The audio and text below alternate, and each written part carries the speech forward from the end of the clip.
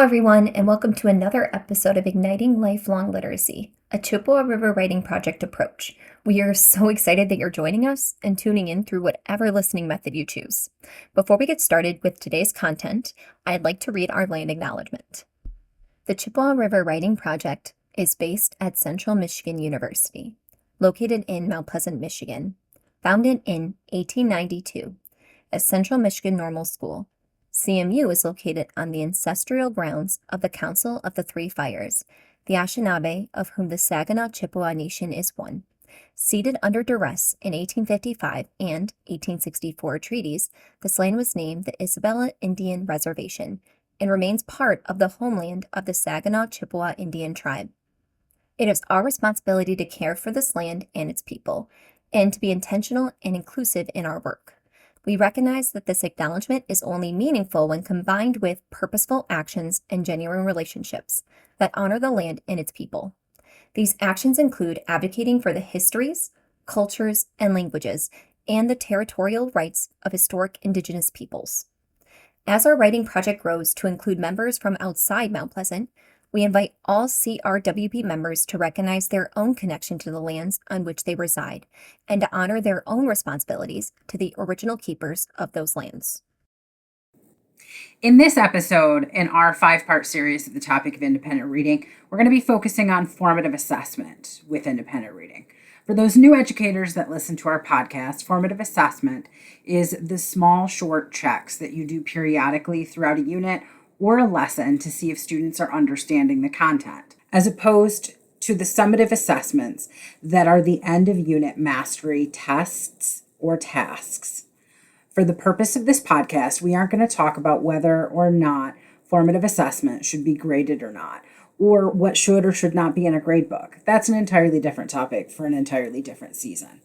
Before we get started today, I would like to introduce our very special guest, Sharon Murchie. She is going to be helping us discuss our topic of formative assessment. So Sharon, you want to talk a little bit about yourself? Hi there. My name's Sharon Murchie, and I am a veteran English teacher.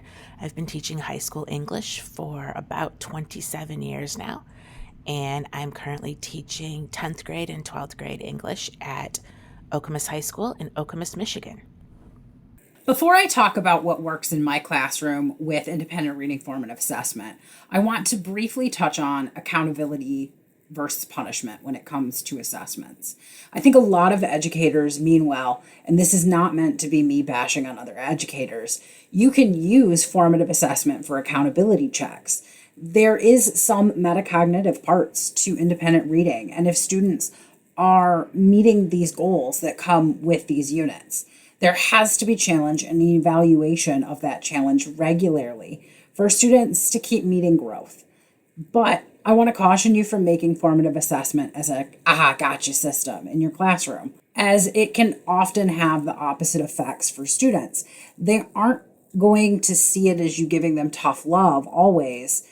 They could end up seeing it as, well, thanks for continuing to point out that I suck at reading, and quickly lose motivation. There's always ways to hold students accountable without it being demeaning.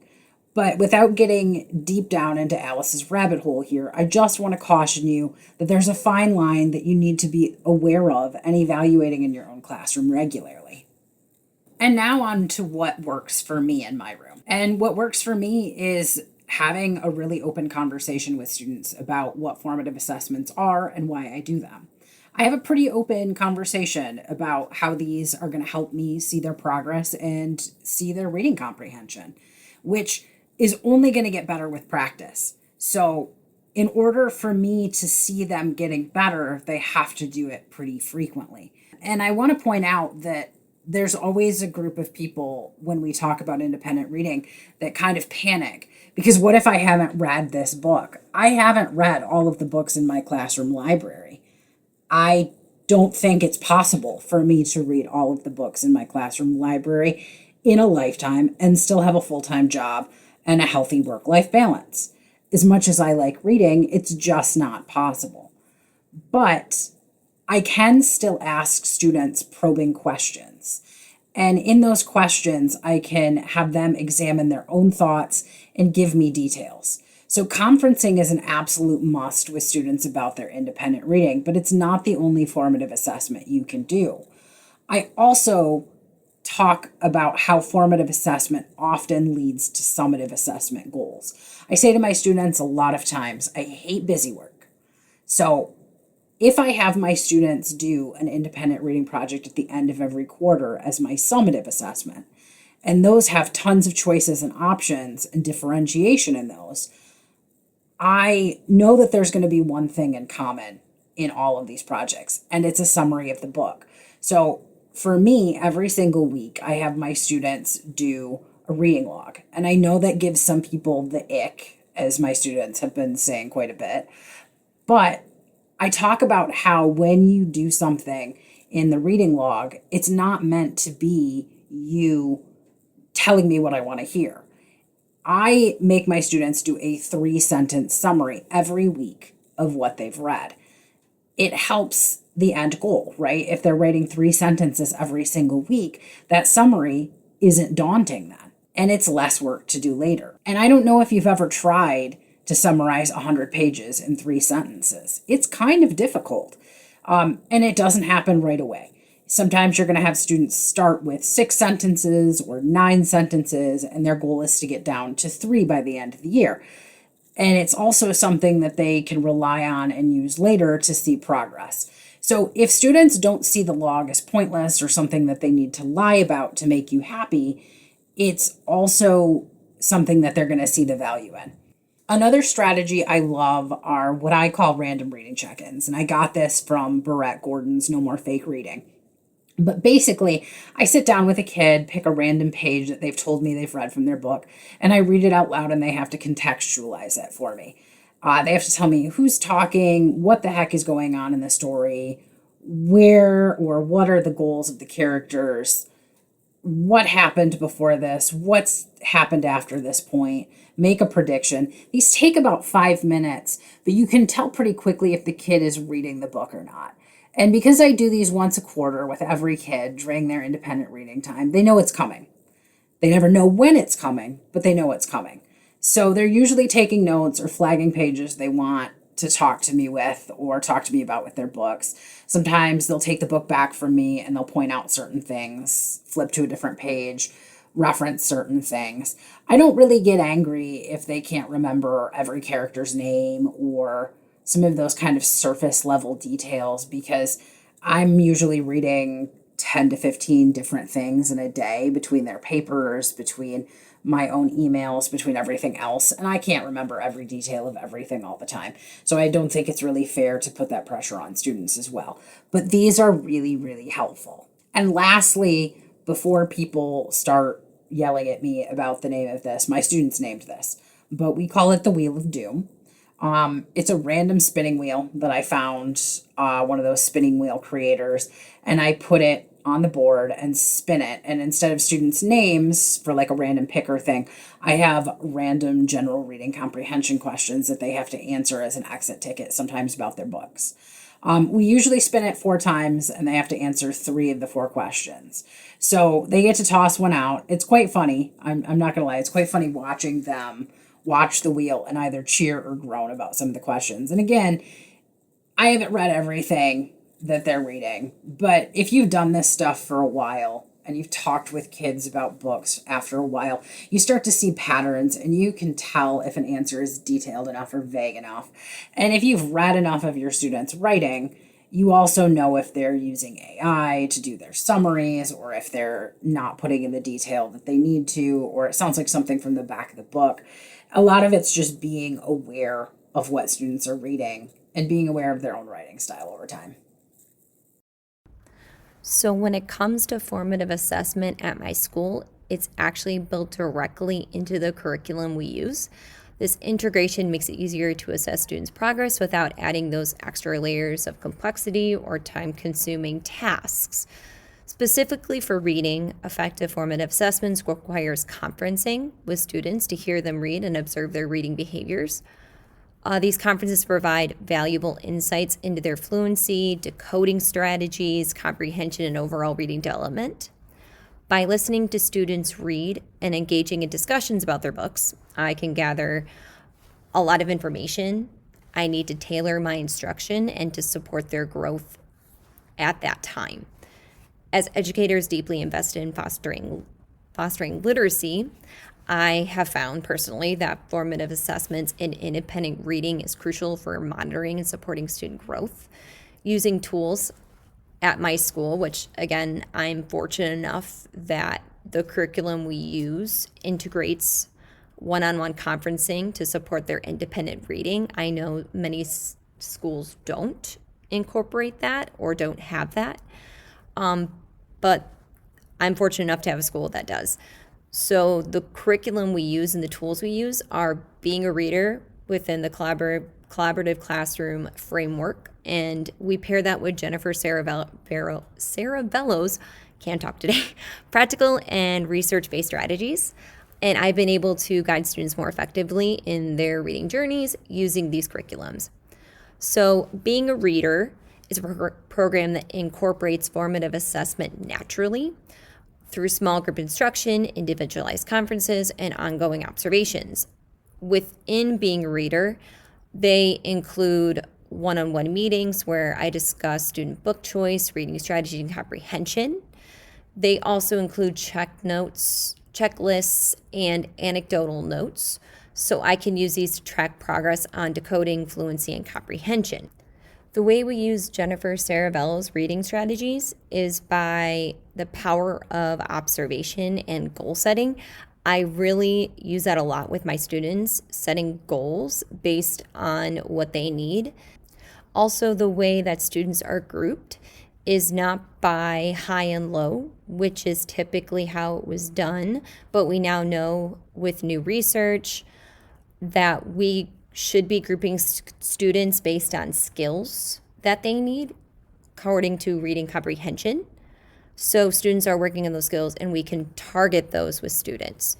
Also, I like the rubrics and feedback that are included with Jennifer Saravello's reading strategy books. There's a lot of great rubrics and effective feedback that I can give to my students that help them with knowing what to do when they get to their own books and they're independently reading. I know you're probably thinking, I understand this all sounds great in theory, but for many teachers, myself included, time is a major challenge. My time management especially, I always struggled with that with conferencing. So personally, I have 76 students to conference with. In addition to teaching the required curriculum that we need to, it's a lot. So to manage this, I've had to set clear priorities and focuses on just one area of growth during each conference.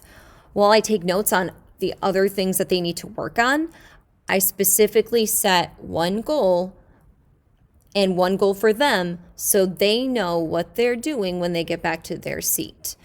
This has allowed me to connect more effectively with each student and helped with my time management of getting through the conferences, but still students knowing what they need to do and feeling confident in that as well. So I try to dedicate 1 to 2 days a week to conferencing and aim to meet with each student every 2 to 3 weeks. So this system has helped me to balance my time while still providing meaningful support for my students' growth. So my overall thoughts on formative assessment. So overall, I truly support formative assessment in the form of conferencing with students because of these reasons. So I can create a personalized reading plan for each student, increasing engagement and proficiency. Also, when it comes to talking with parents, I can pull this out and say, okay, here is where your child is. This is where they've grown to. These are the areas they're still struggling, which is really nice for data reasons. Also, students gain confidence in their abilities as they see their progress clearly through feedback and reflection. And I've had students so excited to see that they started here and they've gone to here.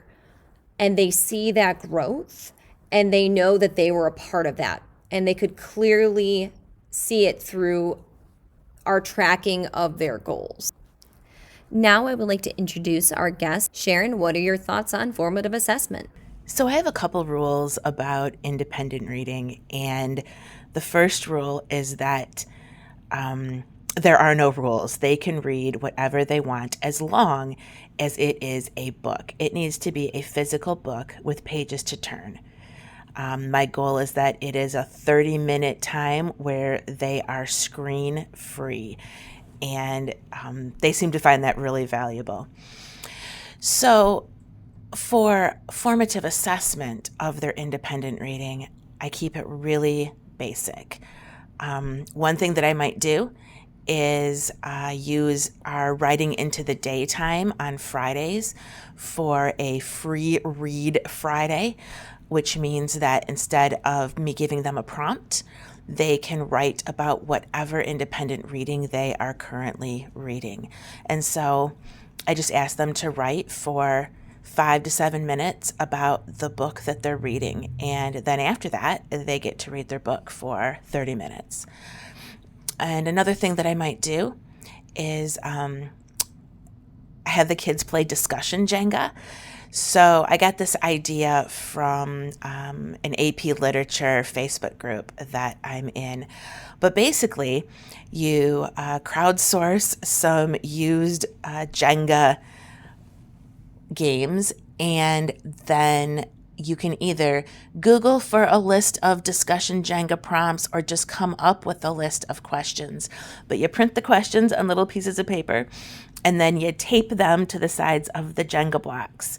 And then the kids play Jenga, but when they pull the block, they read the discussion question that is on their block that they pull, and they have to answer that question before they can place the block back on the top of the tower.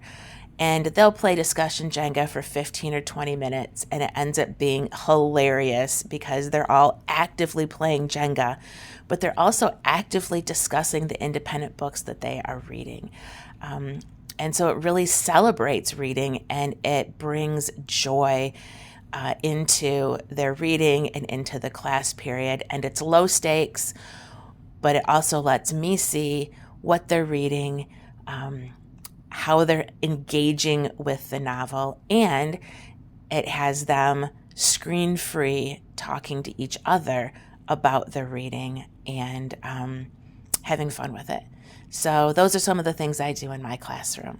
Thanks for joining us for this latest episode. We're going to be back next month with episode 4 in our 5-part series of independent reading.